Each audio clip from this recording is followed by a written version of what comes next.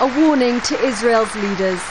The United States does not accept the legitimacy of continued Israeli settlements. A plea to Ramallah. Palestinian Authority must develop its capacity to govern. And a tacit acknowledgement of Gaza's ruling authority. Hamas does have support among some Palestinians, but they also have to recognize they have responsibilities. Obama's speech may have left nobody out, but it certainly didn't please everyone. Israeli officials looked for positive spin. Israel shares the hope expressed by President Obama that his efforts will indeed lead to a new period of peace and reconciliation in the Middle East. For Gazans, there was little in the speech to indicate their lives, deprived of every basic necessity, would get better anytime soon. Comforting words recognize what Obama called the Palestinian people's daily humiliation living under Israel's occupation.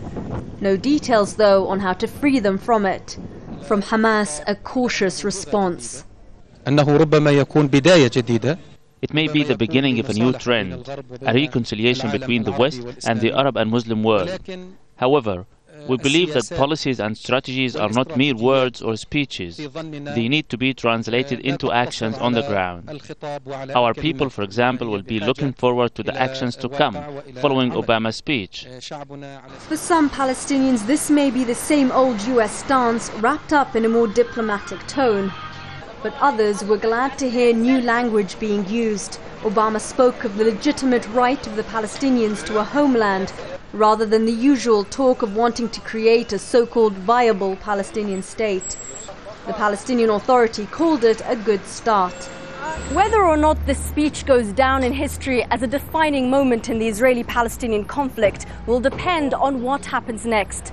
But already President Obama's change in tone has injected a small dose of much-needed optimism onto the Palestinian street. Sherine, Tardros, Al Jazeera, Jerusalem.